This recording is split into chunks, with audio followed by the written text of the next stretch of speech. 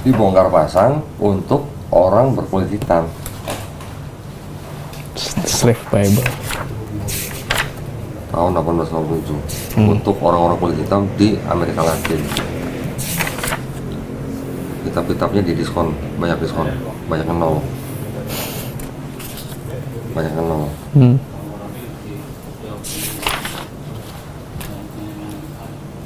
Belum ini. Wah, ngaco ini. Gimana coba? Queen James Bible diambil dari King James Bible.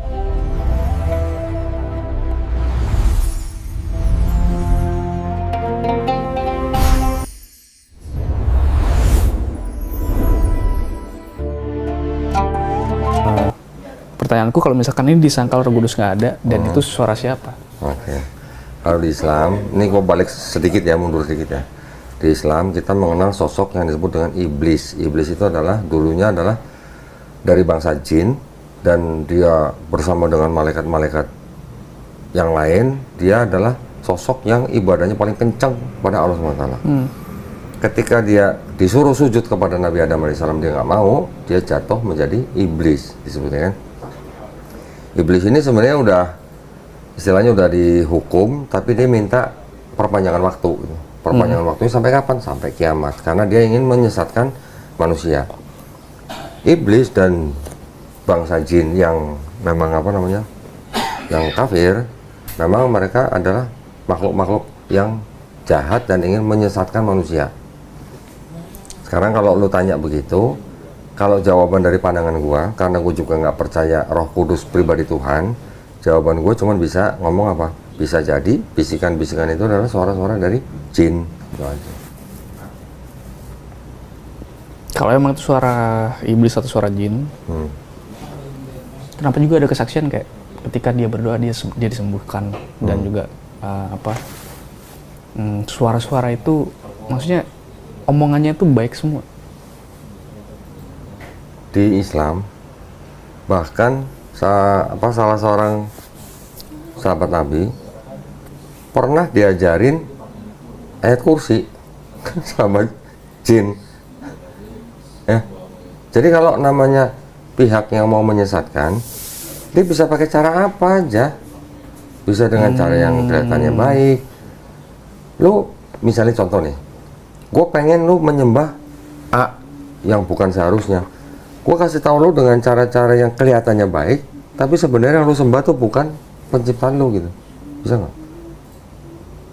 Bisa. Itu maksudnya. Namanya menyesatkan. Kalau menyesatkan kan bisa dengan cara apa aja. Sakit misalnya. Ya. Ini kalau di Islam, karena kita nggak mengenal Allah SWT itu pribadinya bisa terbagi gitu.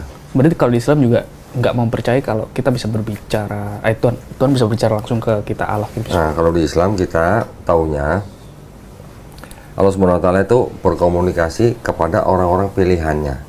Nabi itu. Nah, Nabi. Nanti kalau ada yang mengaku waliullah, dia bisa mendengar suara atau bagaimana, itu gue juga nggak terlalu bagaimana lah ya. Tapi yang gue pegang adalah yang Nabi. Kalau Allah berbicara kepada nabinya aja, itu aja kebanyakan melalui malaikat Jibril alaihissalam. Gitu. Tapi kalau manusia, contoh nih misalnya kayak kita nih, kita ngopi, kita lagi mikirin, misalnya mau ngapain, tiba-tiba kita ada ide gitu. Kira-kira kalau menurut itu wahyu atau ilham? Kalau di Islam kita sebut ilham, karena kita bukan nabi. Kalau nabi terimanya wahyu. Kalau wahyu itu kan pesan atau pengetahuan yang langsung masuk ke dalam kolbunya nabi. Yang dia tidak pernah tahu sebelumnya ya. Yang dia tidak pernah tahu sebelumnya. Iya, namanya terima wahyu ya dia pasti nggak pernah tahu sebelumnya. Gitu. Tapi kalau kita bisa aja kita dapat ide atau apa, itu yang disebut dengan ilham. Karena hasil dari buah pikir kita. Iya. Nah kalau di Islam kita tidak percaya ada Roh Kudus bicara itu enggak. Di dalam Islam kita juga memahami bahwa jin itu bisa menyerupai siapa saja kecuali menyerupai Nabi Muhammad SAW dalam mimpi orang. Lu pasti pernah dengar kesaksian orang kan, mimpi melihat Yesus begini. Bahkan di YouTube banyak yang bilang Yesus lah tingginya 3 meter lah segala macam. Dalam Islam itu kita nggak ada begitu. Ya, kalau orang Islam dengar atau nonton begitu ya paling bisa itu jin yang menyerupai gitu aja. Sekarang kalau lu bilang begitu, ini masalah yang goib-goib nih. Gua mau nanya sama lu nih. Contoh misalnya lu ke dukun misalnya. Lu nanya ke dukun itu saudara lu yang udah meninggal. Dukun itu bisa kasih tahu lu, oh saudara lu tuh dulu begini ya gitu, begini ya gitu. Menurut lu kalau dari pandangan orang Kristen kira-kira dukun itu dapat jawaban dari mana? Iblis, setan. Setan? Iya, karena dukun. Karena dukun. Jadi apa? Roh jahat bilangnya. Iya. Kalau di Islam kita tahu begini, setiap manusia yang lahir itu didampingi sama jin korin namanya. Jin korin itu mendampingi manusia itu hidup, dari manusia itu lahir sampai manusia itu mati. Kalau udah meninggal ya udah jin korin ini nggak tahu kemana. Ketika ada seorang manusia yang bisa berkomunikasi dengan jin korin, dia pasti nanya lo kan, siapa nama saudara lo? Lo kan, Albert misalnya. Albert anak siapa? Kan pasti nanya begitu. Kenapa? Karena banyak orang namanya Albert sama. Tapi pasti ditanya Albert bin siapa atau anak siapa? Ditanya nama bapaknya. Ketika dia udah dapat nama seperti itu, baru dia cari jin korin yang untuk orang yang Albert bin siapa itu gitu. Si dukun itu dapat informasi dari jin korin yang mendampingi orang itu dari hidup sampai mati. Itu jawabannya kalau di Islam. Iya, di Islam mau percaya jin ya? Ada jin. Jin itu adalah tetap makhluk ciptaan Allah, tapi dia diciptakan dari api, manusia diciptakan dari tanah, malaikat diciptakan dari cahaya, dan mereka dunianya lain gitu. Tapi fungsinya apa jin? Mereka juga makhluk ciptaan Allah yang juga punya kehidupan sendiri, tapi memang banyak yang dari kalangan jin yang juga istilahnya menyesatkan manusia. Ya, contoh kayak hantu juga itu sebenarnya adalah perwujudan jin gitu.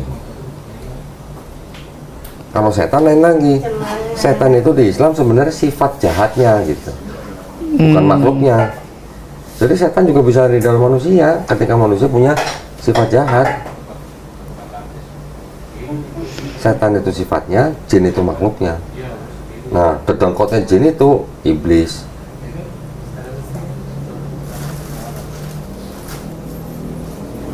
Sekarang kalau dedengkotnya jin itu iblis, dan setiap manusia lahir ada jin korin ya. Berarti setiap manusia lahir ada sisi iblisnya atau gimana ya? Bukan sisi iblis ya. Jadi tolong dibedakan antara jin, setan, dan iblis nih. Iblis adalah sosok jin yang bisa dikatakan paling jahat karena dia adalah dulu yang pertama membangkang. Setan itu sifat jahatnya. Jin itu juga sama-sama makhluk. Jadi iblis itu dari bangsa jin gitu. Jadi ada bangsa jin, ada manusia, ada malaikat. Malaikat dari cahaya, jin dari api, manusia dari tanah. Bangsa jin ini satu sosok namanya iblis karena dia dulu yang membangkang pertama kali. Dan jin bisa jadi hantu, masuk menjadi hantu. Nah, karena dunianya lain, jin itu juga bisa memperlihatkan kepada manusia, mereka punya kemampuan itu. Tetapi ada yang bilang bahwa ketika jin bisa memperlihatkan kepada manusia, sebenarnya dia dalam kondisi yang lemah gitu. Bukan dalam kondisi yang kuat. Dan kalau ada manusia yang lemah siapanya? Jinnya. Oh. Dan kalau ada manusia yang bisa melihat jin, berarti di dalam manusia itu juga ada jinnya. Sebenarnya bisa melihat jin itu sama-sama jin. Nah, jin memang bisa masuk ke dalam tubuh manusia. So, kesurupan itu real? Ya itulah jin. Kalau di Kristen kesurupan apa? Roh jahat. Ya itu kan taunya cuma roh jahat doang. Sekarang kalau bilang iblis atau Anda roh jahat, iblis, roh jahat, roh kan ya. Tadi kan katanya juga Tuhan juga roh. Kalau Tuhan roh, iblis roh, sama-sama roh gitu. Cuma yang satu baik satu jahat apa gimana? Tapi sama-sama roh. Kalau di Islam enggak sih, tapi kan maksudnya ketika kesurupan kan juga ada penjelasan psikologisnya kan. Kadang bisa jadi skizofrenia. Itu penyakit kejiwaan. Penyakit kejiwaan. Karena kalau yang aku percaya kayak ya aku percaya, pertama nggak percaya adanya hantu, sama nggak percaya kesurupan. Sementara di Islam mempercayai itu. Ada. Iya. Terus kira-kira kalau lu ngeliat kesurupan apa yang lu lihat? Ya. Lu belum pernah ngeliat orang di ruqyah ya? Belum ya. Ada yang namanya ruqyah. Kalau ada orang yang sudah ahli gitu ya dalam hal ruqyah, ketika dia meruqyah orang itu dia bisa berkomunikasi dengan jin yang ada di dalam orang itu. Dia menggunakan orang itu untuk berbicara gitu. Itu bisa. Jin itu juga makhluk ciptaan Tuhan, makhluk ciptaan Allah, cuman diciptakan dari api gitu.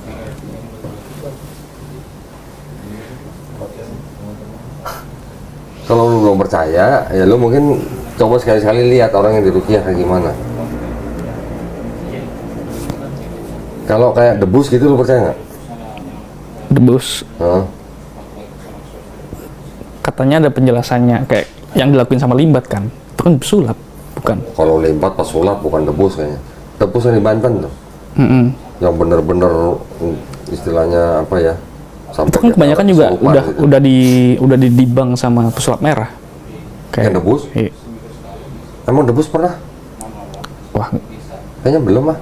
Debus.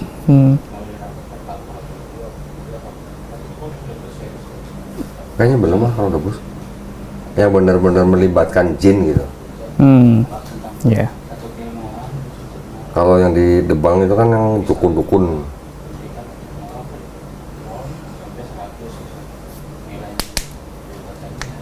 Ya mungkin aja yang dimaksud roh jahat di dalam Kristen itu, di dalam Islam kita memandangnya sebagai jin gitu. Tapi juga ada jin yang Muslim, ada jin yang Islam.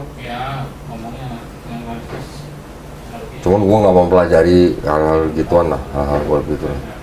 Bidang gua tuh ini gitu.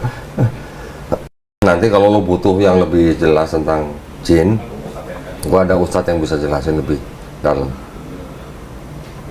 Tapi kita di Islam tahu bahwa memang jin itu ada, dan dia juga makhluk, dan dia dunianya beda dengan kita.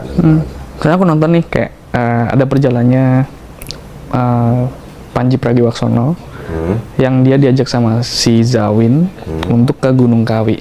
Jadi Panji Pragiwaksono ini pertama takut sama pohon pisang waktu kecil, dan sama si Zawin diajak untuk menyembuhkan traumanya, diajakin ke Gunung Kawi untuk membuktikan bahwa hantu itu nggak ada. Karena kan Gunung Kawi kan terkenal dia emang tempatnya angker kan, dan emang ternyata nggak ada gitu. Jadi kayak itu sebenarnya jadi dasar aku juga kayak ya aku nggak mau percaya adanya itu. Jadi ya masih kontradiksi di situ sih kok. Kadang-kadang beginilah ya. Kalau kita memang tidak percaya dengan sesuatu, kita cari tahu, kita cari infonya yang lebih jelas gitu. Karena itu semua bisa dijelaskan dalam Islam. Ada, ya paling contoh gampang ngeliat orang di ruqyah deh. Yang sampai dia teriak-teriak, melintir-melintir segala macam gitu. Belum lama kemarin ada seorang yang diskusi begini sama gua. Pas diskusi 4 jam, pas terakhirnya sebelum pulang dia bisa ngeliat cowok gitu, lagi berdiri tinggi gede, dia ngeliat kan. Gua bilang tenang gitu. Nanti kalau udah masuk Islam gua panggilin Ustadz ruqyah. 3 hari kemudian dia datang lagi bersahadat, masih ngeliat juga. Habis syahadat aja bisa ngeliat ya.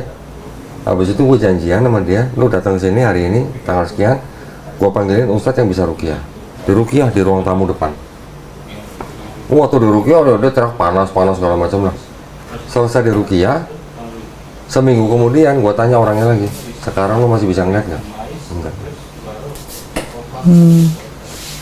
Ada orang itu lagi umroh tuh. Ada.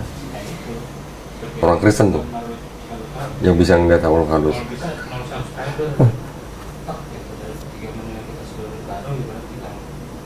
Ada penjelasannya di Islam.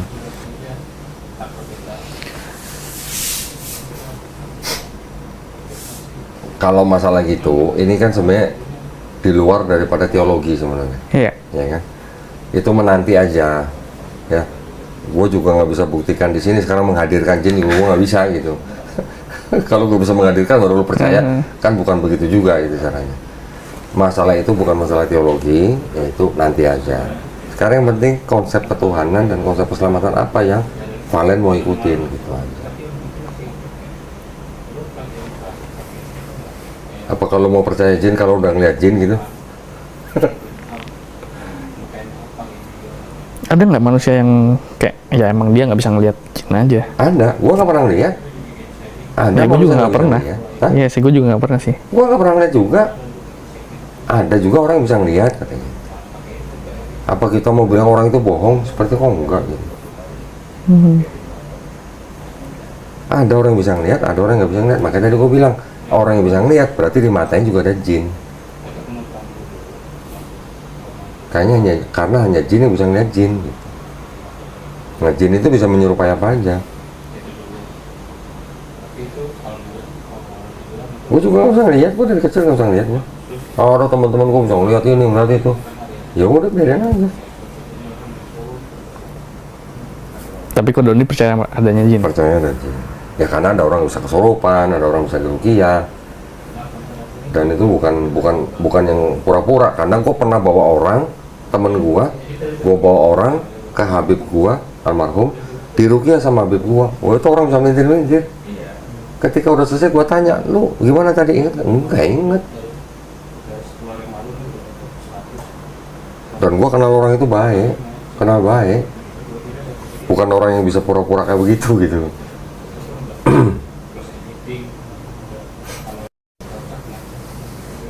Lu kalau mau tahu masalah ruqyah kayak gitu, lu buka YouTube Muhammad Faisar. Muhammad Faisar. Iya. Buat catat dulu kok. Nah, Muhammad Faisar masih muda. Itu dia memang mempelajari itu. Dan dia ahli ruqyah.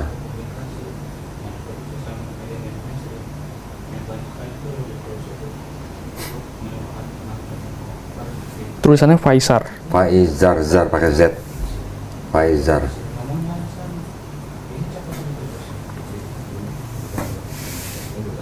Itu Surumpun nama gue tuh.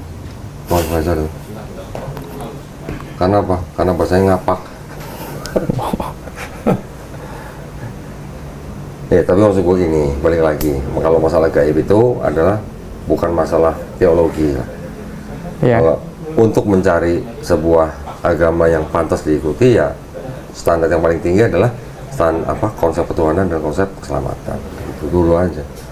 Sekarang lu percaya ada malaikat nggak? Nah, itu Saya, ya. nah, malaikat tuh gaib bukan? Iya. Gaib kan? Ya sudah. Kalau lu percaya malaikat, kenapa lu nggak percaya jin? Gitu aja. Ya kan? Itu sih yang paling simpel. Tapi kan malaikat itu bukan, di dalam Bible itu kan malaikat bukan Roh Kudus. Tapi kalau di Quran, Rohul Kudus itu malaikat Jibril alaihissalam. Kalau lo percaya malaikat ya sudah, lo berarti udah percaya yang gaib.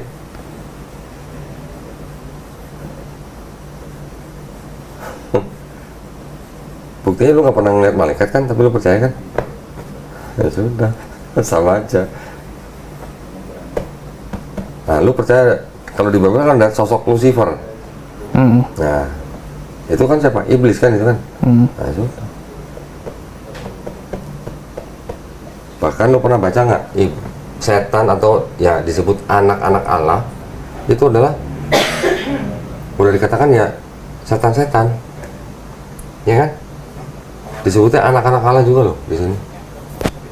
Ya kalau di Islam kita sebutnya tuh jin gitu. Setan disebut anak Allah. Belum pernah baca ya? Belum. Baru gua.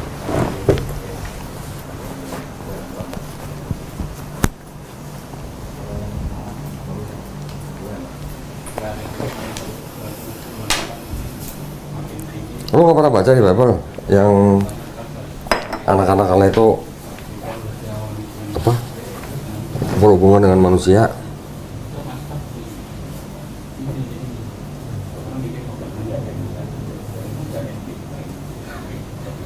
Di perjanjian lama itu.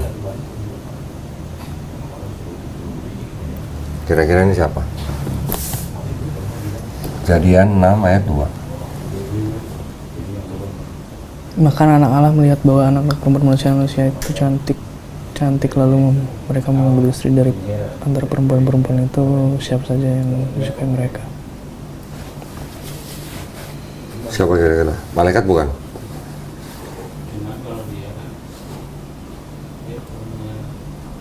Manusia? Bukan. Di ayat satunya kan ketika manusia itu mulai bertambah banyak jumlahnya di muka bumi dan bagi mereka lahir anak-anak perempuan. Maka anak-anak Allah melihat bahwa bukan manusia. Bukan. Caranya kalau mau baca buka tafsirnya Yahudi. Coba. Tafsir Yahudi ini adalah sebenarnya ya yang di Islam kita sebut jin ini.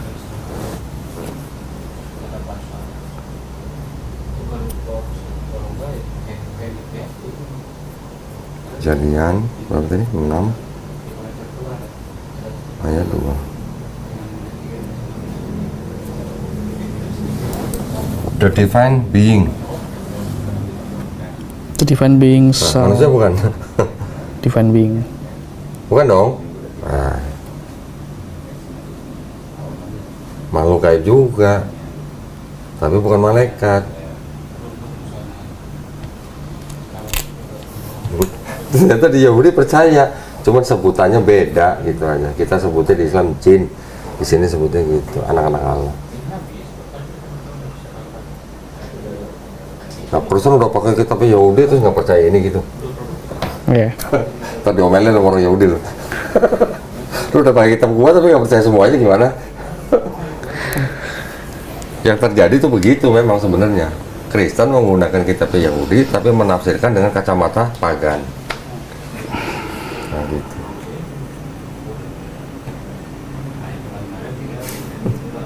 Iya sih, tapi sebenarnya kalau misalkan di apa ya, ya iya sih, ya maksudnya Lu baca deh, cek dalam bahasa Inggris, lu buka website Yahudi, lu cari tafsirnya itu bukan manusia dan bukan malaikat, yaitu yang kita sebut jin.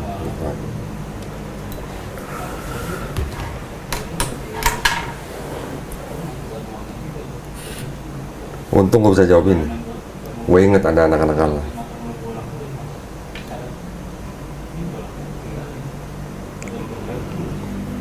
Apa lagi?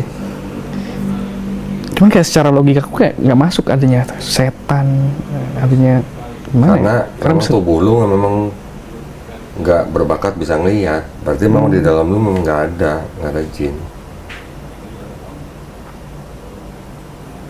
Itu pertanda baik atau buruk kalau nggak ada jin? Pertanda baik sebenarnya. Pertanda baik. Bukannya ketika aku masuk Islam tiba-tiba gue bisa ngeliat jin kan? Enggak. Belum tentu juga, enggak juga.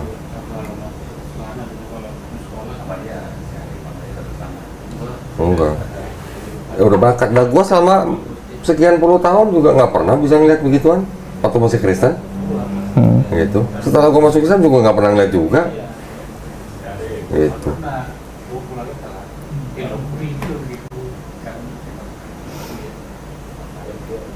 Dulu di Mojokerto di kota tinggalnya. Kota. Nggak ada orang cerita kesurupan atau apa gitu. Banyak. Banyak kan? Banyak. Bahkan di kota besar kayak Jakarta kan juga ada.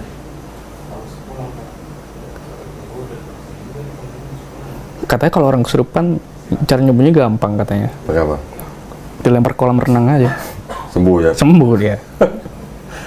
Udah pernah cobain belum? Nggak tahu sih. Kata orang kan. Karena aku Sembuhnya sadar mungkin tuh. karena jinnya keluar gitu, jadi dia sadar gitu kali ya.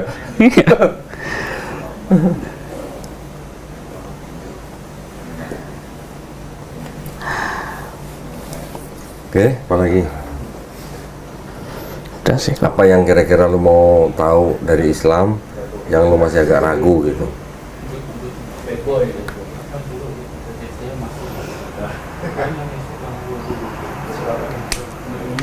Udah sih so far.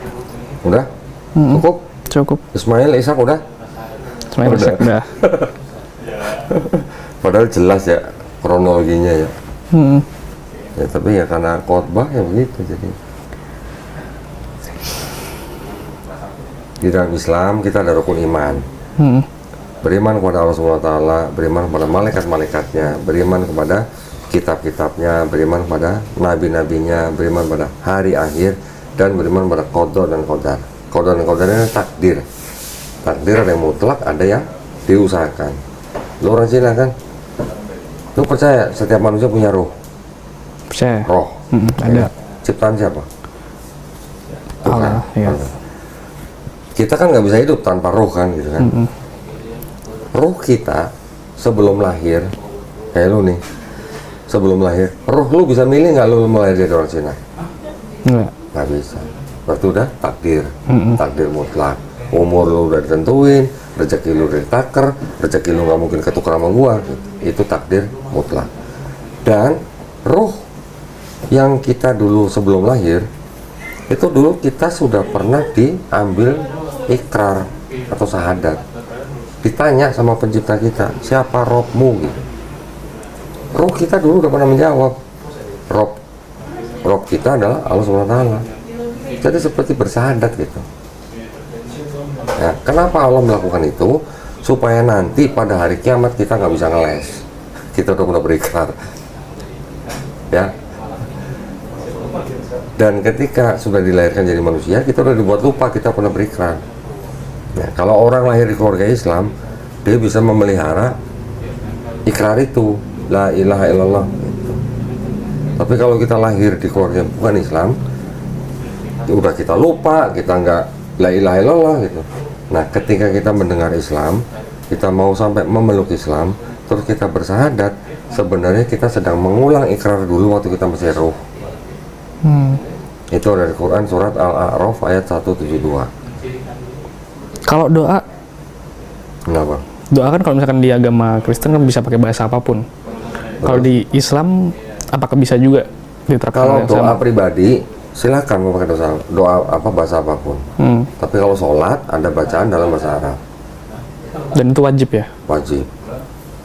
Tapi kalau setelah sholat lu mau doa dengan bahasa apapun yang lu tahu, lu meminta apapun, itu boleh-boleh aja.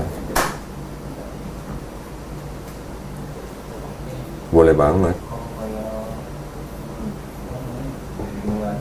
Cuman kalau dalam sholat ada aturannya, gerakannya begini, rokaatnya begini, bacaannya begini, itu udah ada aturannya.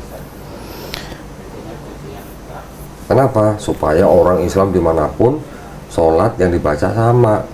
Oh, Nanti kalau boleh bahasa apa aja, nanti terjemahan bisa beda-beda gimana? Maknanya bisa beda. yes, make sense. Lu nggak nanya kenapa di Islam pakai kiblat gitu? Iya, itu juga kenapa juga di Mekah kayak, kenapa harus di Mekah? Iya. Gini, gue dulu juga sama seperti lo juga, gue pengen tahu kenapa kok kiblatnya ke Mekah. Kita orang Islam tahu bahwa Mekah itu adalah pusat daripada bumi sebenarnya, ya. Yang mana ada kayak semacam pemahaman bahwa di atas dari Mekah tuh kalau tarik garis ke atas tuh adalah tempatnya Baitul Makmur gitu. Itu ada istilahnya tempat di sanalah di langit ke di atas ke. Tapi kan kalau tarik garis ke atas kan bumi muter. Iya, bumi muter. Ya, tapi sekarang alam semesta kita tuh segede apa sih kalau di mata Allah nih? Gua kasih keterangan begini ya. Ini gua kasih lihat ya. Lu jangan kaget nih. Ada ayat begini nih di kitabnya orang Perjanjian Lama nih, atau kitab orang Yahudi nih. Gua pakai yang bahasa Indonesia aja. 1 Raja-Raja 8:27. Tapi benarkah Allah hendak diam di atas bumi? Sesungguhnya langit, bahkan langit yang mengatasi segala langit pun tidak dapat membuat engkau. Terlebih lagi rumah yang kudirikan ini. Langit yang mengatasi segala langit. Berarti kalau menurut orang Yahudi, langitnya ada berapa? Banyak. Banyak. Di Islam kita juga mengetahui langit ada 7. Oke? besarnya langit pertama dibandingkan dengan langit kedua seperti cincin dibuang di padang pasir. Lu bisa bayangin ya, bayangkan lu nih, cincin dibuang di padang pasir kayak apa tuh? Kelihatan juga enggak gitu loh. Sorry, tadi bumi dibandingkan dengan langit pertama, kita kan ada di langit pertama nih bumi nih. Itu juga seperti cincin dibuang di padang pasir. Bumi dibandingkan dengan langit pertama. Bumi dibandingkan dengan matahari aja, matahari itu 1,3 juta besarnya, lebih besar daripada bumi. Iya. Kita ada di Bima Sakti. Bima Sakti, Andromeda, dan segala macam galaksi. Itu semuanya baru ada di langit pertama. Langit pertama plus bumi dibandingkan dengan langit kedua, langit pertamanya juga seperti cincin di padang pasir. Oke? Begitu seterusnya sampai langit ke-7. 7 langit ditambah bumi dibandingkan dengan Sidratul Muntaha. Sidratul Muntaha adalah tempat Nabi menerima wahyu untuk sholat, berita sholat. 7 langit plus bumi dibandingkan dengan Sidratul Muntaha. 7 langit ini seperti cincin di padang pasir. Oke? Sidratul Muntaha tambah 7 langit dibandingkan dengan arsy-nya Allah. Arsy itu apa? Singgah sana lah. Baru singgah sana lah. Sidratul Muntaha tambah 7 langit dibandingkan dengan arsy-nya Allah juga seperti cincin di padang pasir. Kira-kira lu bisa bayangin nggak sih segede apa sih? Bumi ini dibandingin dengan langit pertama, dan sampai sekarang belum ada manusia bisa menyentuh langit pertama. Ya? Jadi kalau cuman Ka'bah itu adalah tempat, ya itu mah kuasa Allah itu mah. Sekarang kalau menurut tuh bumi kan punya orbit kan, matahari juga punya orbit kan. Kok di Quran bisa-bisanya disebut matahari dan bumi berjalan di garis edarnya masing-masing? Oh, ada itu di Quran surat Yasin. Itu kira-kira seorang nabi pada zaman itu abad ke-7 bisa ngomong begitu tuh pakai teleskop apa gitu? Kalau dia nggak pernah menjauh dari bumi. Kalau dia bisa ngomong bumi seperti cincin di padang pasir, bagaimana dia bisa ngomong gitu kalau dia nggak pernah ngeliat bumi dari kejauhan? Kira-kira aja. Oke? Nah. Jadi ini ada yang sama juga nih dengan Islam. Kita nggak bisa membayangkan besarnya Allah SWT seperti apa. Makanya kalau orang Islam mengatakan Allahu Akbar, Allah Maha Besar. Maha Besar seperti apa? Maha Besar keagungannya. Bukan kita berpikir jasadnya, bukan ya. Dan Allah tidak terikat waktu dan tempat. Kita kan terikat.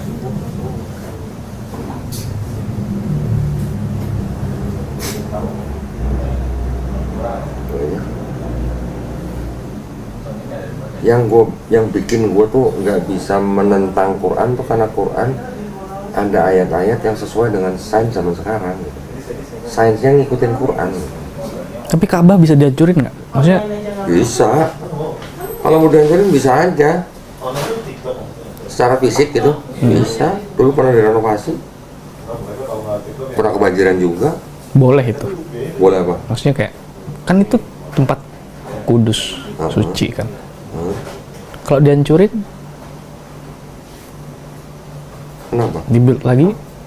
Enggak, sekarang kalau misalnya Ka'bahnya hancur nih, orang Islam kiblatnya kemana? Apa pindah? Tetap sih. Enggak, tetap ke situ. Dan umat Islam Ini pernah cuma simbol aja ya? ini ya simbol persatuan. Dan umat Islam ketika Nabi masih hidup pun kiblatnya pernah nggak ke Ka'bah, pernah. Tapi kemana? Ke bait sucinya orang Yahudi. Ketika Nabi sudah hijrah di Madinah, Nabi dan umatnya pernah berkiblat ke bait sucinya orang Yahudi. Baru setelah ada ayat Quran disuruh pindah kiblat ke Ka'bah, baru sekarang umat Islam semuanya ke arahnya ke Ka'bah. Jadi itu hanya arah persatuan. Oh. Arah persatuan itu supaya semua umat manusia di bumi ketika mereka sholat arahnya semua ke satu titik.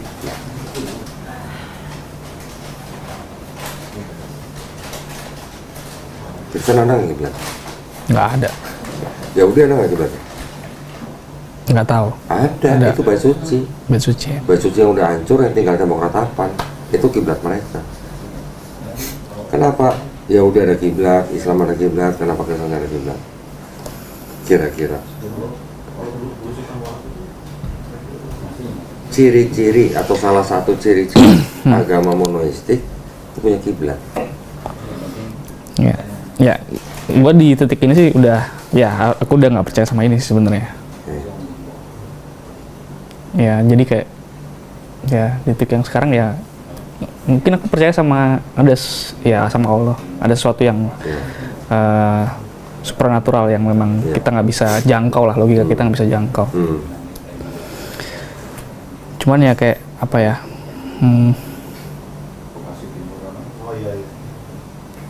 kita kan memang diberi akal kan, dan sometimes akal nggak bisa menjelaskan, kayak contoh tadi jin, apakah memang itu kehendak dari Allah untuk kayak gitu? Iya, kehendak dan kuasa Allah.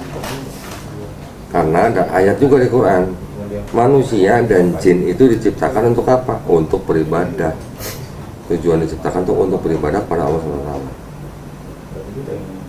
Nah, kalau ada manusia, ada jin yang tidak mau beribadah pada Allah, ya itu nanti tanggung akibatnya nanti. Ada ya.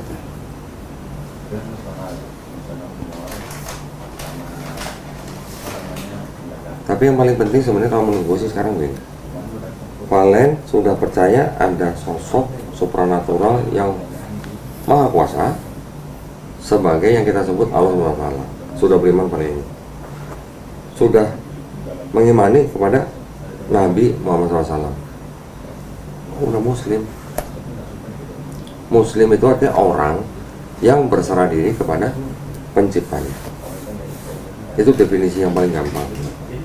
Islam artinya berserah diri, Muslim orang yang berislam.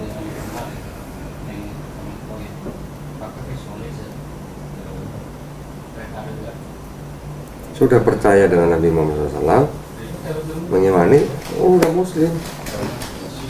Masalah nanti yang masalah jin, masalah hari kiamat, masalah yang belum kelihatan itu nanti urusannya nanti. Yang penting lu beriman dulu, gitu. Pesan gua.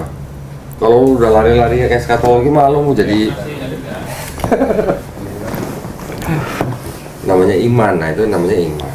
Makanya di Islam kita enggak nih, kalau Doni bilang yang penting beriman dulu, gua jadi keinget videonya siapa? Yang Doni sama pendeta, pendeta juga bilang gitu tuh, yang penting lu beriman dulu. Oh iya, tapi kan berimannya dengan pengetahuan. Pengetahuannya kan tadi ada di dalam Quran, bahwa di dalam Quran tidak mungkin karena manusia. Kalau pendeta yang keris itu kan bilang apa? Masuk surga dulu baru belajar. Beda, bukan beriman dulu. Iya. Suruh masuk surga dulu, bagaimana kita caranya masuk surga kalau kita nggak dengan akal dan iman?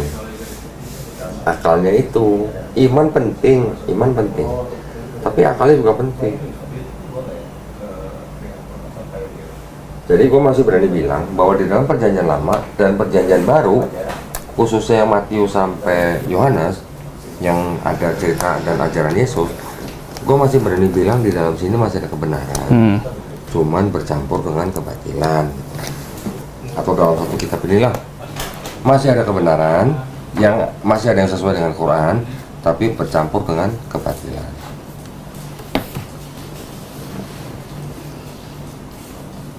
Gue dulu menggunakan standar yang sama ketika mempelajari ulang ini kepada Quran. Ternyata gue nggak nemu dalam Quran. Malah yang gue temuin di Quran, kok malah ada ayat-ayat yang malah dikonfirmasi sama sains sampai sekarang. Ya mungkin Quran memang menjelaskannya juga bukan dengan bahasa apa fisika atau apa gitu, enggak. Tapi kan dalam kalimat-kalimat yang kalau dipikirkan ternyata sama dengan sains sampai sekarang.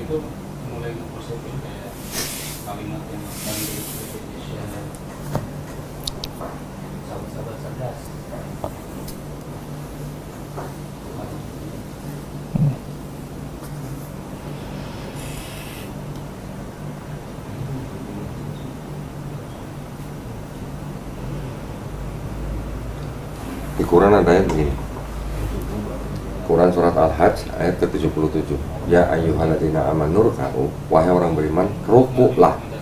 Ruku itu apa? Yang menurut begini. Wasjudu, sujudlah.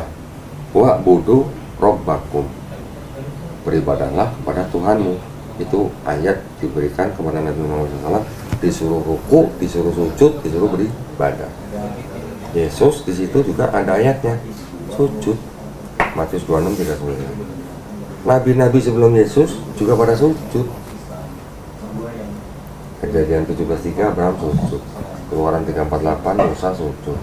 Bilangan 16:22 Musa dan Harun sujud. 1 Tawarik 29:20, Mazmur 9:56 Daud dan umatnya sujud.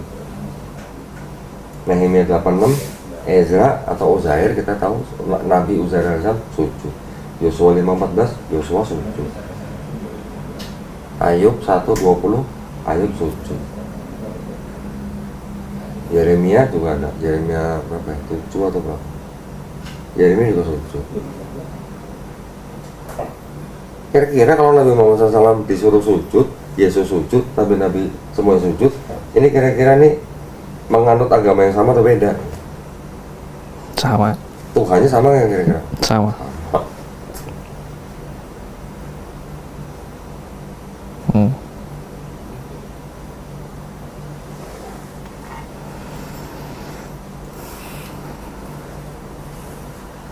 Yesus udah bilang hati-hati sama orang Farisi.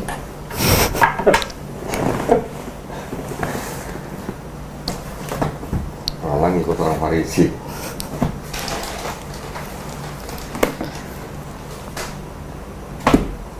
Asik sih asik sebenarnya kalau, tapi masalahnya tantangan orang yang belajar satu kitab itu adalah harus tahu, harus bisa membedakan konsep dengan ketuhanan dan keselamatannya. Kita harus bisa membedakan nih, Perjanjian Lama, Yesus, Paulus. Kalau lu selama ini belum bisa membedain, selamanya Kristen.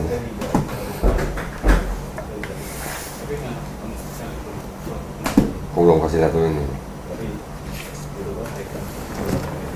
John 1:1, in the beginning was the Word, and the Word was with God, and the Word was God. Ini kan sering dipakai sama Kristen tuh, bukti Yesus Tuhan. Ya kan? Bacain bawahnya apa? Hellenistic philosophy. Hellenistic philosophy dari mana?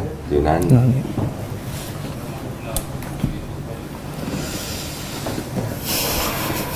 Penerus agama Yunani. Begitu aja. Diakui tidak diakui ya. Enggak semua Bible ada keterangan begini. Kalau ada keterangan begini mah nggak ada yang jadi Kristen kok. Tetapi buktinya nih, ini Bible orang Katolik Amerika nih. Ya. Tapi yang disebut, yang ada catatan-catatan kaki begini yang disebut dengan study Bible. Gua ada lagi tuh study Bible yang ada beberapa tuh. Wow, itu lebih panjang lagi. Itu udah kitab tafsir tuh, yang merah sama hitam tuh. Yang merah Perjanjian Lama, yang hitam Perjanjian Baru. Dan itu dibandingin antara KJV dan RSV tafsir.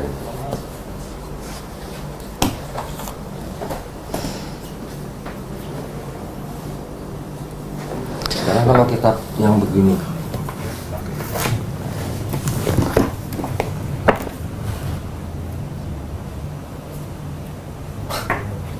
dibongkar pasang untuk orang berkulit hitam, Slave Bible tahun 1897 untuk orang-orang kulit hitam di Amerika Latin. Kitab-kitabnya di diskon, banyak diskon, banyak yang nol.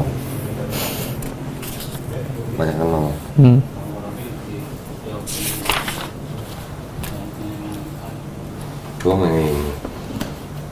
Wah, ngaco ini. Gimana coba?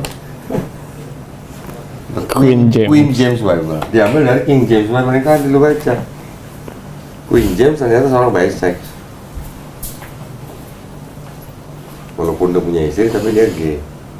Teman-teman gaynya nyebutnya Queen James, bukan King James.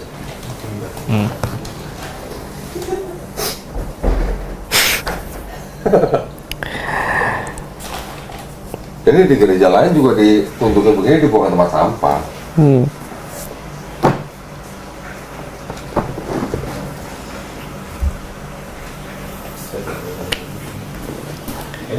serat-seratnya tuh. Perlu apa? Terus serat-seratnya pas. Perlu isi kloro kayaknya nih. Iya, sama.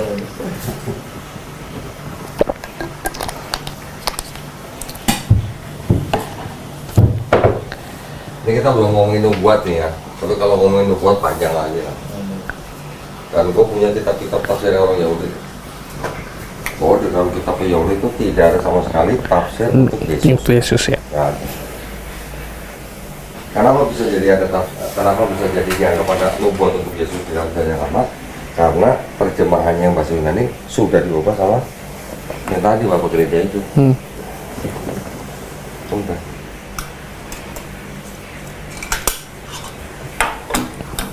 Apalagi yang kira-kira mau tanya tentang Islam? Nanti belajar Islamnya lu pelan-pelan, step by step. Gua kasih guru kan, privat. Udah sunat belum? Udah. Oh nyolong ustad tuh? Udah dari kelas 6 SD. Oh sunat masal? Enggak, sama temanku sih. Oh sama teman? Karena Suruh orang tua apa mau sendiri? emang disuruh juga sih sama orang tua. Ya. Karena punya buat Orang tua kesehatan. nyuruh sunat? Buat kesehatan. Oh kesehatan. Karena kokoku pernah kayak anyang-anyangan gitu loh. Oh. Dia udah sekalian sunat. Tapi orang tua tahu nggak sunat itu ajaran Islam? Taunya di perjanjian lama juga udah ada yang sunat. Oh ada. Iya. Tapi kenapa nggak sunat Kristennya? Paulus lagi. Yang bilang kamu sunat Muter itu situ. Paulus. Iya.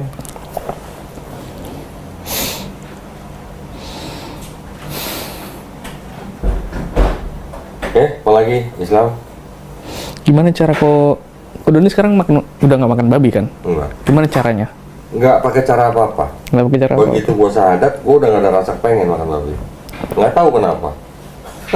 Ya mungkin itu pertolongan Allah kali ya. Tapi masih enak nggak? Pasnya?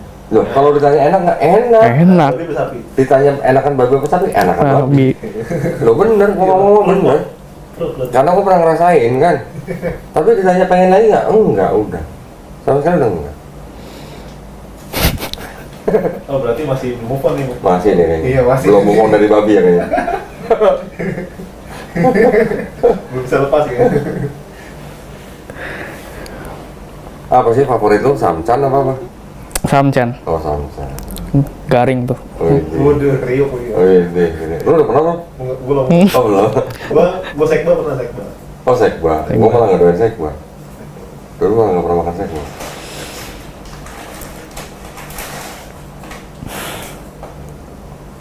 Kan pasti ada alasan di belakang larangan makan daging babi. Nikmat. Jadi di perjanjian lama kan juga sebenarnya ada larangannya. Iya. Oh, iya. Enggak, maksudnya ada alasan di baliknya gitu pastinya. Cuman kan nggak dijelasin sedetail-detail gitu.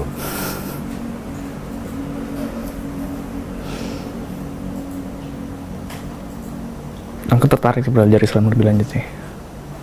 Ya sudah. Apa mau pamitan dulu Mbak Bi? Ada orang mau syahadat di sini. Bilangnya apa? Saya mau pamitan dulu sama Tuhan Yesus ya. Pamitan sama Tuhan Yesus katanya. Ada yang bilang, saya waktu mau masuk Islam saya takut Tuhan Yesus marah kata gitu. Kasihan Tuhan Yesus ditinggal katanya. Makanya. Tapi nggak begitu, dalam Islam malah orang Islam tidak bisa disebut orang beriman kalau tidak beriman kepada Nabi Isa dan nabi lain-lain sebelumnya, mau dari Bani Israil mau bukan dari Bani Israil, pokoknya itu udah di dalam rukun iman, beriman kepada nabi-nabinya.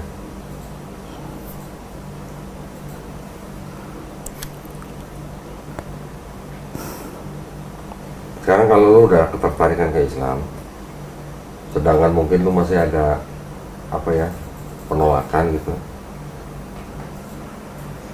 lu yakin nggak lu hidup sampai kapan? Gitu aja. Lu yakin nggak lu bakal married? Nggak yakin. Nggak yakin. Nah kalau nggak yakin ya sudah. Kalau udah ada ketertarikan berarti hidayah sebenarnya sudah menghampiri lu nih. Tinggal lu mau jemput apa enggak gitu aja. Mikir gampang gini, kok agama itu kok kayaknya kok ribet amat sih, aturannya banyak banget ya gitu. Pernah nggak mikir? Iya. Kira-kira Boro-boro, maksudnya boro-boro kayak ke gereja aja seminggu sekali nih. ada yang bolong-bolong kan? Bahkan bukan bolong lagi. Bahkan cuma Natal sama Paskah doang kan? Iya. Bahkan udah nggak pernah. Apalagi ini ada agama yang nyuruh sholat sehari 5 kali Waktu. minimal gitu. Ya, yang wajibnya. Kira-kira kenapa? Karena memang gini, contohnya gini. Lu kan pasti kan pernah sekolah. Di sekolah kan pasti ada ujian akhir. Sebelum ujian akhir, kalau lu dikasih contekan atau bocoran, kira-kira lu bakal bisa ngerjain ujian itu nggak? Bisa. Islam kira-kira kayak gitu. Kita nih sekarang lagi hidup di dunia, kan kita nanti ada ujian akhirnya nih.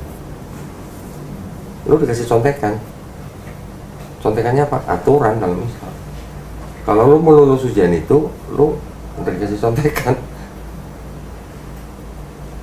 Nah kalau lu nggak dikasih contekan, gimana? Terus sama satu lagi nih, gua ada analogi begini. Ini lu kan kerja, pasti lu tahu yang namanya manajemen resiko kan? Gua orang Islam. Seumur hidup gua melakukan apa yang Yesus lakukan dalam Bible. Ya, sunat, puasa, segala macam, itu aturan kan, syariat. Seumur hidup gua melakukan itu, tapi gua nggak menyembah Yesus sebagai Tuhan. Yang gua sembah Tuhannya Yesus. Ketika gua mati, ternyata Yesus Tuhan. Gua rugi apa? Iya. Tapi kalau Kristen seumur hidupnya tidak melakukan apa yang Yesus lakukan dan menyembah Yesus sebagai Tuhan, ketika mati ternyata Yesus bukan Tuhan. Nangis bombay nggak lo? Iya. Gimana tuh?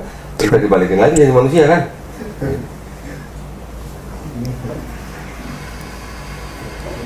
Sekarang kalau bilang ruginya, lu kan tapi udah sholat sehari 5 kali. Ternyata sholat itu buat badan kita juga bagus. Kenapa Allah merintahin kita sujud? Kenapa Allah merintahin nabi-nabi kita sujud? Ternyata manusia memang butuh sujud.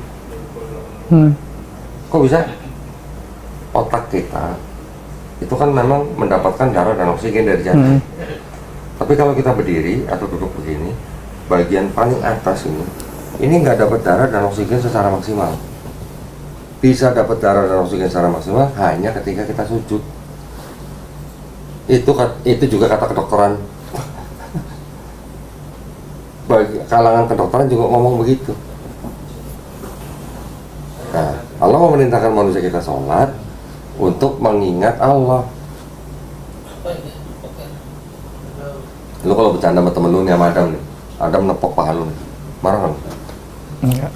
Kalau ditepok paha, lu marah nggak? Enggak. Tapi kalau paha lu dikelepak marah nggak?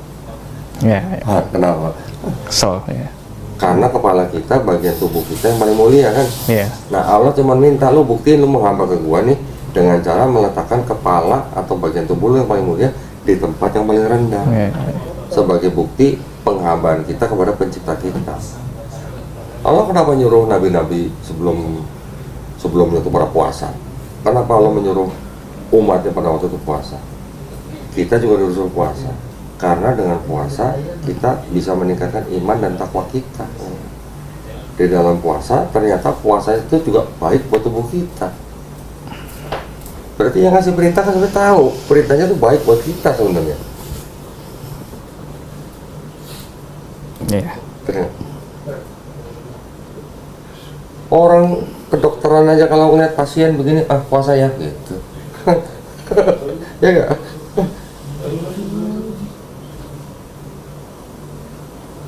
Ada lagi zakat. Zakat juga ternyata apa? Sesuatu yang disebut sama seorang profesor di Amerika, cuma gue lupa namanya, sebagai sebuah solusi yang jenius gitu. Kenapa begitu? Karena dengan zakat itulah bisa mendekatkan yang kaya dan miskin. Dengan zakat. Cara berbagi. Di dalam harta kita ada yang harus dikeluarkan untuk orang yang kekurangan. Ada seorang profesor di Amerika, perempuan, ngomong, Muhammad gitu, dia bilangnya Muhammad ya, bukan Nabi Muhammad. Muhammad itu orang jenius karena dia mengajarkan zakat gitu katanya. Nah, yang menurunkan perintah zakat kan yang lebih tahu kita pasti.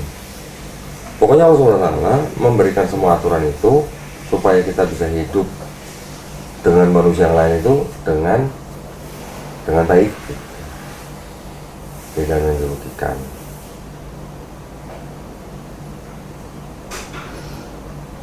Bahkan tahu kan Universitas Harvard di Amerika, di fakultas hukumnya, di pintu masuknya itu kan ada quote-quote, kutipan-kutipan lah ya, orang-orang yang bergerak di bidang hukum. Ternyata salah satu quote-nya adalah Quran surat An-Nisa ayat ke-135. Ditaruh di pintu gerbang, pintu masuk Universitas Harvard bagian hukum. Karena di Quran surat An-Nisa itu diperintahkan orang yang berurusan dengan hukum atau yang mengurusi hukum, dia harus adil termasuk kepada keluarga sendiri. Sampai begitu. Jadi nggak ada yang nggak keren dari Islam, begitu aja.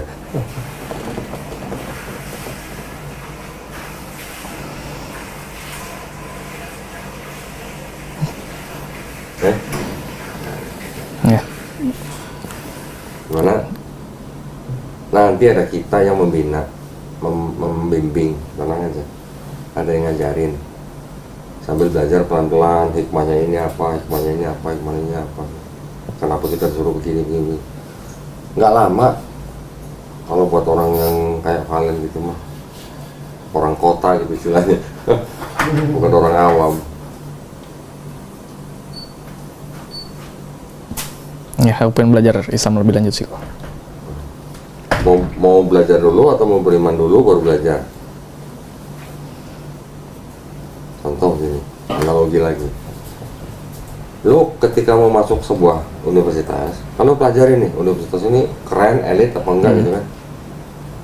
Kalau lu mau diakuin sebagai mahasiswa universitas itu, lu daftar dulu atau lu pelajarin dulu pelajarannya baru lu daftar. Daftar dulu baru Ya, lu kan belajarnya kan di dalam universitas ya kan? Iya. Nah itu, daftar dulu. Ya. Kalau lu nggak daftar kan lu nggak diakuin sebagai mahasiswa situ. Ya. Ya, Belajarnya daftar. nanti pelan-pelan. Orang yang baru masuk Islam itu seperti orang yang dikasih grace period. Lu dikasih waktu belajar. Bukan hari ini syahadat besok jadi imam di masjid, nggak boleh. Itu juga. Kalau kayak Adam lain itu mah. Adam.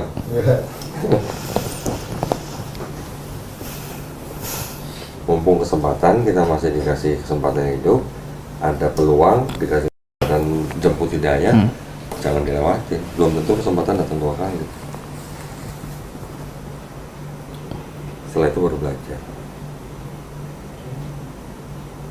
Tenang, nanti gue kirimin guru privat ke rumah lu. Oke. Oke? Ya. Sadat, mau nggak? Ya, mau daftar dulu. Daftar dulu, alhamdulillah. Alhamdulillah. Melisa ada apa, Bu? Mana? Ada kok. Ada? Pinjam KTP? Alhamdulillah. Pinjam KTP. Boleh pinjam KTP-nya? Iya. Gue mana? Berapa jam tadi tuh? Dari jam Dari jam berapa tadi? 9? jam 3 Buset. jam 4 jam.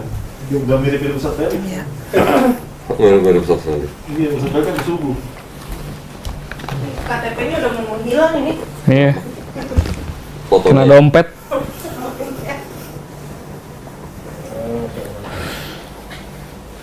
Tapi memang kayak gitu sih, Ci. 4 jam setengah.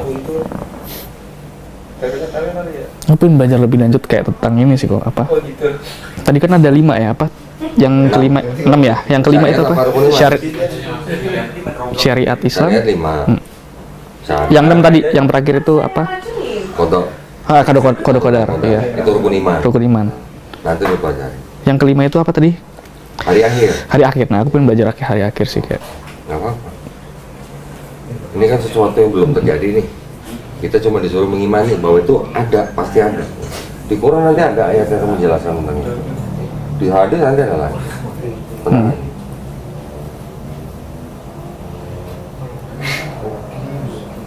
Asal jangan ada yang lu nggak imanin dari 6 ini. Satu aja lu nggak imanin, mengingkari berarti.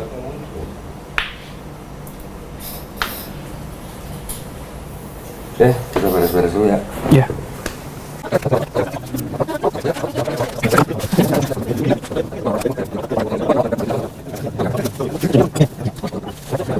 Nah itu dia, maksudnya kayak Bisa jadi ada. Beda deh. Tapi mau nggak mereka tuh mainin sampai 4 jam gitu kali jam. Ya, tergantung. nggak, maksudnya kayak nggak ada orang Yang dari open. Kristen yang mereka mendebat berani gitu loh, Oh, I see. yang mungkin ngajak-ngajak. Oke, oke. Sementara banyak nih yang dari umat Islam sendiri gitu. Iya. Jadi umat Islam tuh debatable lah gitu bisa ya. Mm-mm. Kalau mereka kan ya, kayaknya enggak ya. Betul. Ya, enggak ya. Lu kenal di mana? Sama si Adam temen apa? Di TikTok. Ah? Di TikTok. Serius? Iya, serius. Saya ngeliat ini postingan dia di TikTok. Hmm. Nih orang ngomong apa namanya tertarik gitu. Bukan sih awal postingannya tuh Deman Felix ya. Iya. Apa-apa? Dia nggak DM Ustaz Felix. Terus? Pengen belajar. Dia iseng-iseng saya balas aja, Mas udah dapet belum kontaknya? Belum. Dijawab nggak mau sampai? Enggak, enggak jawab. Enggak. Saya aja nggak dijawab, WA aja nggak dijawab. Saya coba bantu kan Ustaz Felix, nggak bisa nih, nggak dihubungin susah. Kamu nggak kalau ke Dondi sama gitu? Oh boleh mas gitu. Nah di perjalanan saya kasih tahu kok Dondi orangnya gini. Dia ngasih taunya gua orangnya gimana? Pokoknya jelek-jelek lah, jelek-jelek gitu. Kalau kurang ajar. Ngasih tahu bagus-bagus kecewa. Siapa? Siapa?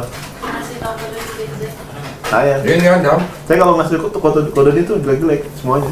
Orang galak, orang galak terus pas ceplos. Enggak tahu. Ngapain sih? Kalau berbohong demi kebaikan itu di Islam gimana tuh? Apa-apa? Berbohong sama demi kebaikan ada tuh. Berbohong. Iya. Demi kebaikan. Ada tiga yang boleh. Ada tiga yang boleh. Yang pertama ketika berperang. Oke. Kalau perang lu boleh nggak bohong? Ya. Boleh dong, buat Iya. strategi kan biar menang kan. Ya. Yang kedua, boleh berbohong untuk mendamaikan kedua pihak. Ada dua pihak yang berselisih, kita boleh berbohong untuk mendamaikan mereka. Yang ketiga, boleh berbohong untuk menyenangkan suami atau istri. Iya. Misalnya nanti istri masak nih, masakannya gak enak gitu. Nah itu jangan bilang langsung bilang gak enak. Nggak, cuma masalahnya ada video yang suara hatinya bocor. Oh iya itu. Aneh. Gimana? Aneh. Itu refleks itu. Iya. Suara hatinya bocor.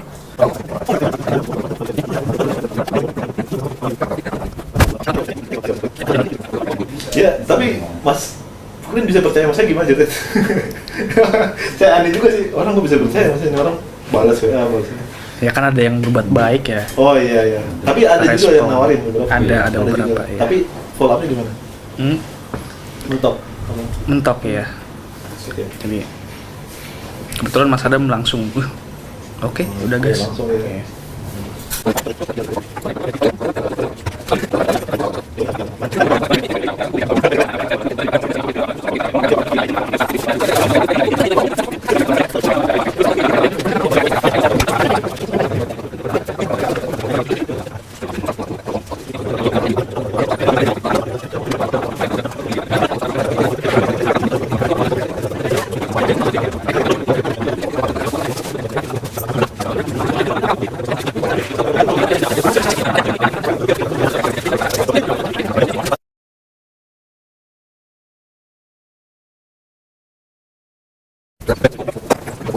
Oke, alhamdulillah. Jadi tadi Valen sudah diskusi sama kita ya, 4,5 jam ya.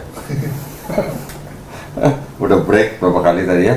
Alhamdulillah Valen menyatakan keinginannya untuk memeluk agama Islam, betul ya? Karena apa namanya? Belum disiapin nih sertifikatnya. Nanti kita akan kirim sertifikat ke alamat yang Valen sediain, oke? Tapi sebelumnya seperti biasa, saya mau nanya Valen 3 hal. Yang pertama, Valen ini mau memeluk Islam atas kemauan sendiri atau ada yang maksa? Atas kemauan saya sendiri. Alhamdulillah. Yang kedua, kalau dengar ceritanya tadi tentang papa mamanya, kan berarti ada kemungkinan orang tuanya menolak atau menentang, ya kan?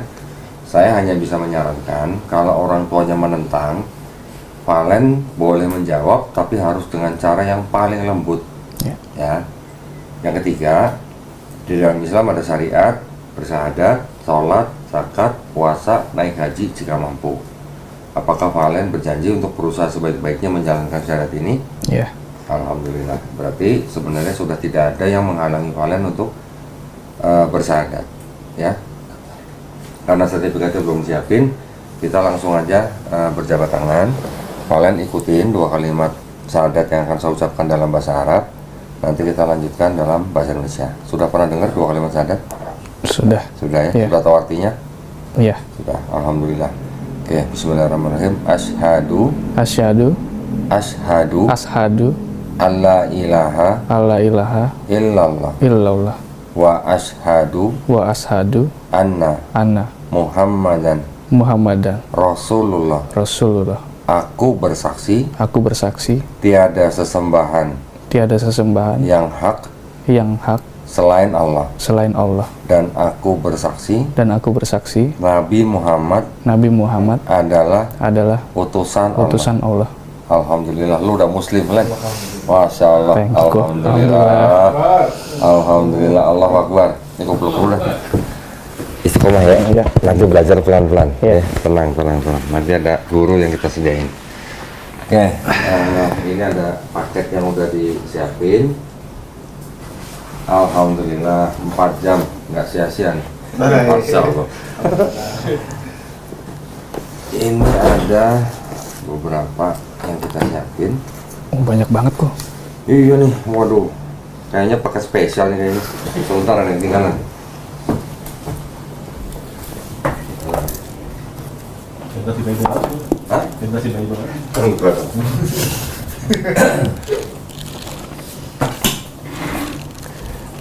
Sorry ya, yang nganterin nggak dapet ya? Bukan mualaf lah. Asik. Gue cuma bilang yang nganterin nggak dapet. Yang pertama ini ada buku tuntunan sholat. Ya, kalian tolong baca semuanya supaya jelas bagaimana caranya menjalankan ibadah sholat. Ya, tenang. Nanti ada guru yang datang ke tempatnya kalian. Ya, guru privat. Ini ada buku terjemah Juz Ammah. Ya, surat-surat Quran yang ada dalam Juz Ammah. Ini ada buku Iqra. Buku Iqra ini adalah buku jembatan untuk bisa baca Quran dalam bahasa Arabnya. Nanti juga ada guru yang ngajarin. Ini ada buku dasar-dasar akidah Ahlus Sunnah wal Jamaah untuk tingkat pemula. Ya, karangan dari Ustadz Muhammad Nuruddin. Kita kasih ini buku boleh sebagai bacaan wajib. Ya, ini tadi kita bicara ini. Ini ada uang zakat nih. Ya, harus terima. Nggak boleh nolak ya. Terserah nanti mau pakai buat apa.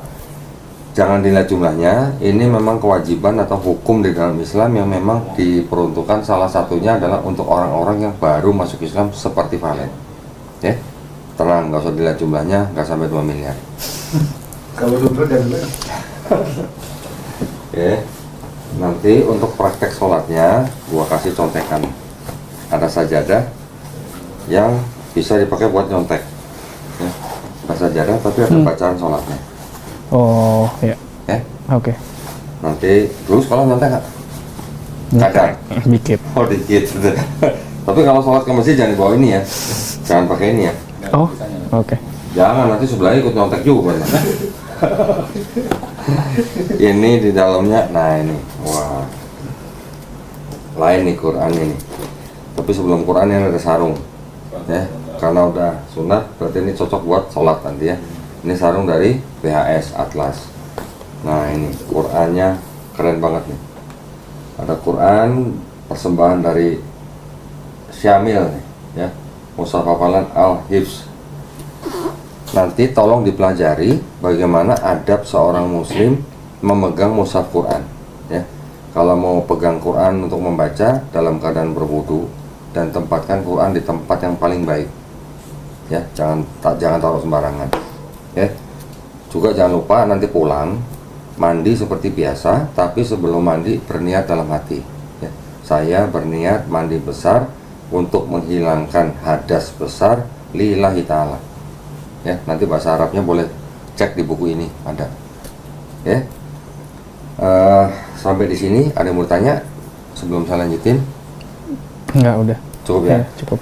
Nanti tolong disediain waktu seminggu 2 hari. Tentukan hari apa, jam berapa, alamatnya di mana. Nanti kita akan kirim guru privat ke rumah, ke tempat yang diminta sama Valen. Terserah, mau di rumah boleh, mau di kantor boleh, terserah. Nanti kita akan kirim guru privat yang akan datang menemui Valen ngajarin Islam dari A sampai Z. Kita sediakan program 32 sesi, ya. Kalau Valen fokus dan serius, insya Allah 32 sesi Valen minimal sudah bisa baca Quran walaupun terbata-bata. Oke. Dan saya ingin memberikan kabar baik bahwa setiap manusia sebenarnya ketika lahir dia fitrah. Fitrah artinya apa? Muslim. Artinya orang yang hanya bisa berserah diri kepada kehendak penciptanya, Allah Subhanahu wa taala. Orang itu ketika lahir di keluarga yang bukan Islam, dia bisa jadi Yahudi, Nasrani, Majusi karena orang tuanya. Tapi ketika orang itu nanti mendengar Islam, menerima Islam, bahkan sampai dia memeluk Islam, orang itu sebenarnya tidak pindah agama tapi kembali ke fitrahnya sebagai manusia, ya. Dan orang yang bukan Islam ketika dia bersahadat, dosa-dosanya orang itu dari mulai akhir balik atau puber sampai dia bersahadat semuanya dihapuskan atau diampuni, ya. Tapi kebaikannya dari puber sampai dia bersahadat semuanya tetap dicatat sebagai pahala kebaikan. Keren nggak? Hah? Keren. Nggak ada yang nggak keren dari Islam, ya. Itu bukti daripada kemahaadilan Allah SWT, ya. Jadi dulu kalau pernah menyembah manusia diampuni udah. Alhamdulillah, ya. Alhamdulillah. Jadi ini tolong diterima. Ya.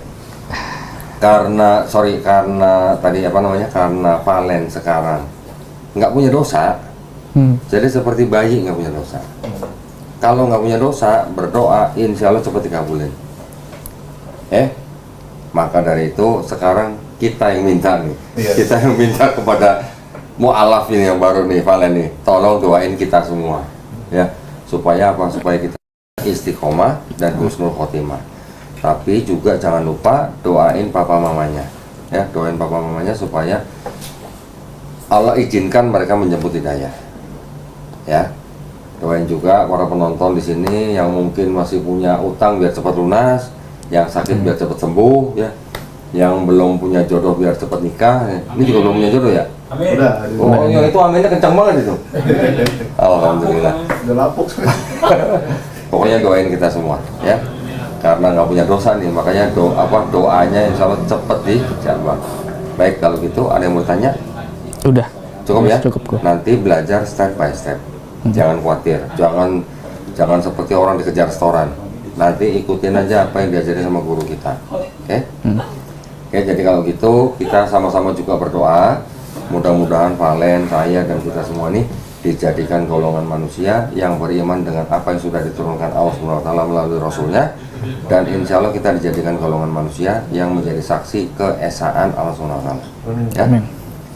Kita juga akhirnya kita berdoa mudah-mudahan kita semua dijauhkan dan dilindungi dari api dan asap neraka, ya. Alhamdulillah, terima kasih banyak atas perhatiannya dari para pemirsa. Buat para pemirsa yang sudah nonton tadi, mudah-mudahan mendapat manfaat daripada diskusi kita tadi, ya. Juga buat para pemirsa yang ingin membantu perjuangan dakwah kami, bisa mengirimkan ke Bank Muamalat dengan nomor rekening 3030 300 atas nama Yayasan Garda Mualaf Indonesia. Konfirmasi bisa ke nomor handphone 0896 30 300 300. Barakallahu fikum, semoga partisipasi para pemirsa diterima di sisi Allah Subhanahu wa taala sebagai amal jariah, ya. Amin ya rabbal alamin. Baik, kalau gitu kita pamit undur diri. Wabillahi taufiq wal hidayah. Wassalamualaikum warahmatullahi wabarakatuh. Sekali lagi selamat, ya. Ya, Nanti kalau ada yang nggak jelas jangan sungkan-sungkan tanya. Oke. Ya. Kalau ada butuh bantuan apapun dalam hal kemualafan Valen juga jangan sungkan hubungi kita.